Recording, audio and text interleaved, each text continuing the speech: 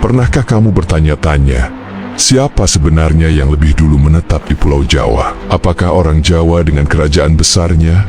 Atau justru orang Sunda yang konon menjadi penghuni paling awal? Pertanyaan ini bukan sekadar soal sejarah, tapi juga menyangkut identitas, warisan budaya, bahkan asal-usul kita sebagai bangsa.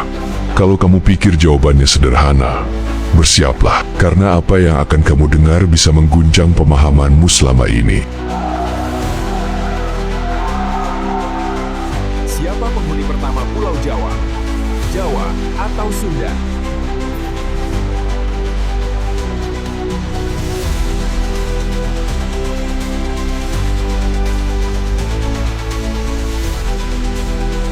Bayangkan sebuah pulau besar yang kini kita kenal sebagai Jawa. Ribuan tahun lalu, sebelum ada perbatasan politik, sebelum ada bahasa yang kita kenal hari ini, pulau itu hanyalah daratan luas yang dihuni oleh kelompok-kelompok manusia purba. Mereka bukan orang Jawa, bukan pula orang Sunda, melainkan leluhur jauh yang jejaknya bisa kita temukan di Sangiran, Pacitan, hingga Cipari di Kuningan. Tetapi seiring waktu, dari kelompok inilah lahir dua identitas besar yang hingga kini masih diperdebatkan, Jawa dan Sunda.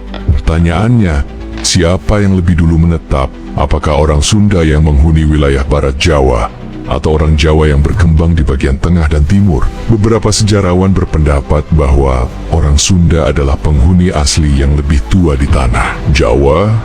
Hal ini diperkuat dengan catatan naskah kuno seperti Carita Parahyangan dan Sanghyang Siksakanda Anjikaresian yang menyebutkan Sunda sebagai tanah leluhur yang sudah berdiri sejak zaman purba.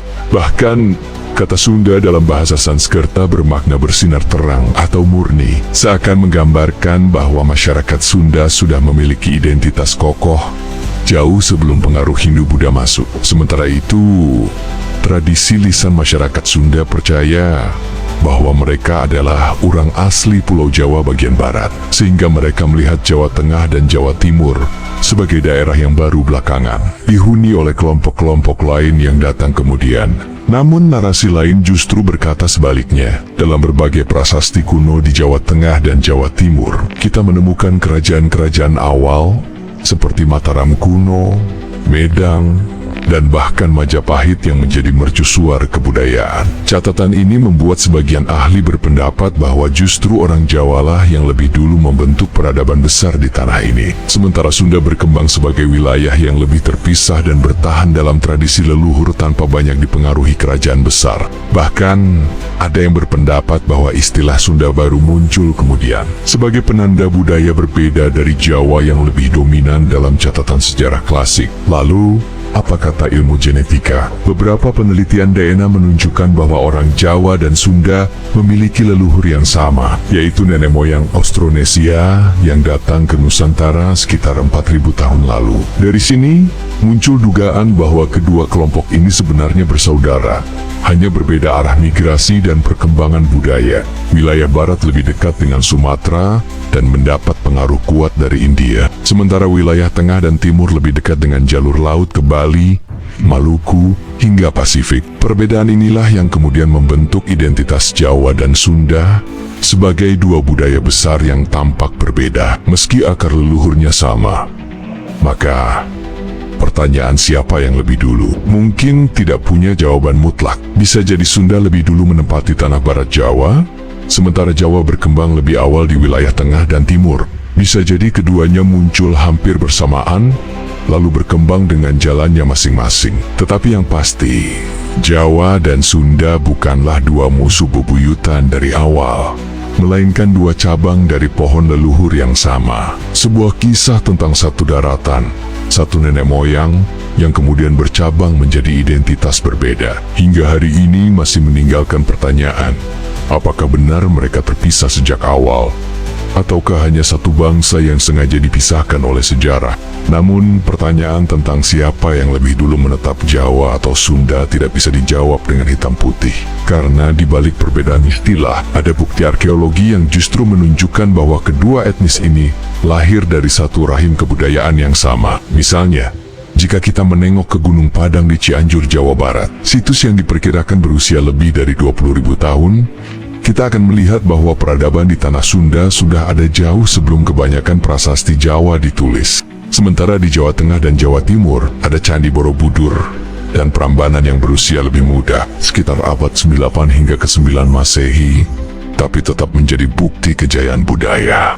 Jadi, siapa yang lebih dulu? Apakah Sunda yang mengakar dari zaman prasejarah? Ataukah Jawa yang meninggalkan jejak monumental dalam bentuk candi dan prasasti? Kita juga tidak boleh melupakan bahwa banyak legenda Nusantara menyimpan potongan-potongan jawaban. Dalam naskah Bujangga Manik, seorang bangsawan Sunda yang hidup pada abad ke-15, disebutkan perjalanan ke tanah Jawa dengan cukup detail. Ini menandakan bahwa Jawa dan Sunda adalah dua wilayah yang berbeda, dengan identitas budaya masing-masing, namun sudah saling mengenal sejak lama. Sementara dalam kisah-kisah Jawa seperti Pararaton atau Nagara Kertagama, Sunda kerap disebut sebagai wilayah yang disegani. Bahkan peristiwa berdarah Perang Bubat yang melibatkan Majapahit dan Kerajaan Sunda menunjukkan bahwa hubungan kedua bangsa ini bukan hanya soal persaudaraan, tetapi juga perebutan wibawa dan kekuasaan. Disinilah letak misterinya. Jika Sunda bisa mengeklaim sebagai yang tertua dengan bukti megalitikum seperti Gunung Padang, maka Jawa punya legitimasi sebagai pusat budaya dengan karya agung seperti Borobudur dan Prambanan. Artinya, keduanya bukan sekadar siapa lebih dulu, melainkan siapa yang lebih kuat meninggalkan jejak peradaban. Apakah lebih tua berarti lebih mulia? Ataukah lebih megah berarti lebih berpengaruh? Pertanyaan ini masih terus diperdebatkan para sejarawan.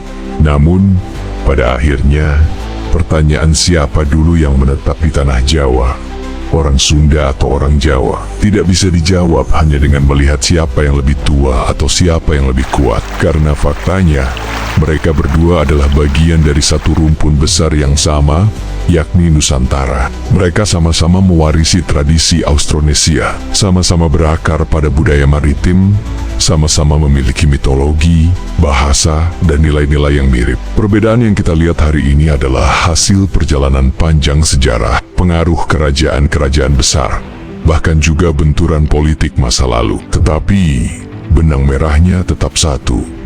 Baik Sunda maupun Jawa adalah saudara yang lahir dari rahim tanah yang sama. Pulau Jawa, yang kini menjadi pusat pemerintahan dan peradaban modern Indonesia, menyimpan lapisan sejarah yang jauh lebih tua daripada yang diajarkan dalam buku pelajaran sekolah. Kita sering diajarkan bahwa nenek moyang bangsa Indonesia berasal dari Yunan, lalu berangsur-angsur menyebar dan mendiami kepulauan Nusantara. Namun, jika kita menoleh pada jejak-jejak kuno di tanah Sunda, ada bukti-bukti yang justru mengguncang teori tersebut. Ganang Padang, misalnya, bukan hanya sekadar susunan batu yang dianggap sebagai punden berundak, tetapi bisa jadi adalah warisan peradaban yang sudah berdiri ribuan tahun lebih awal dari peradaban Mesir kuno atau Sumeria. Jika benar demikian, artinya orang-orang Sunda bukan hanya penghuni pertama Jawa, tetapi juga bagian dari peradaban yang mengubah peta sejarah manusia. Lebih jauh lagi, catatan kuno dan kisah-kisah leluhur menyebutkan bahwa wilayah barat Pulau Jawa dahulu dianggap sebagai tanah suci, pusat spiritual, bahkan tanah asal mula kehidupan. Dalam naskah-naskah Sunda kuno, Jawa Barat disebut sebagai tempat berdirinya kerajaan-kerajaan awal yang hampir tidak tercatat dalam sejarah resmi. Hal ini diperkuat dengan temuan arkeologi lain seperti situs Batu Jaya di Karawang, Candi Cangkuang di Garut, hingga penemuan artefak-artefak misterius di dasar tanah yang belum sepenuhnya terungkap. Semua ini seolah membisikkan satu pertanyaan besar. Mengapa fakta-fakta ini tidak mendapat tempat dalam narasi sejarah nasional yang kita pelajari? Apakah karena terlalu berbahaya bagi teori lama yang sudah telanjur mengakar? Ataukah karena ada kepentingan tertentu yang tidak ingin mengakui besarnya warisan leluhur Sunda? Kesimpulannya, daripada sibuk memperdebatkan siapa yang lebih dulu atau siapa yang lebih besar, bukankah lebih penting untuk menyadari bahwa keduanya adalah warisan yang memperkaya Indonesia, Jawa dan Sunda, dengan segala perbedaan dan persamaannya, telah bersama-sama membentuk wajah Nusantara. Jika kita bisa menggali sejarah ini dengan bijak, kita bukan hanya akan tahu siapa diri kita, tapi juga bisa lebih menghargai persatuan di tengah keberagaman. Kalau kamu merasa narasi sejarah seperti ini penting untuk diketahui banyak orang, jangan lupa untuk subscribe, like, dan bagikan video ini. Siapa tahu, semakin banyak yang sadar bahwa sejarah bukan sekadar masa lalu, tapi cermin untuk masa depan bangsa kita.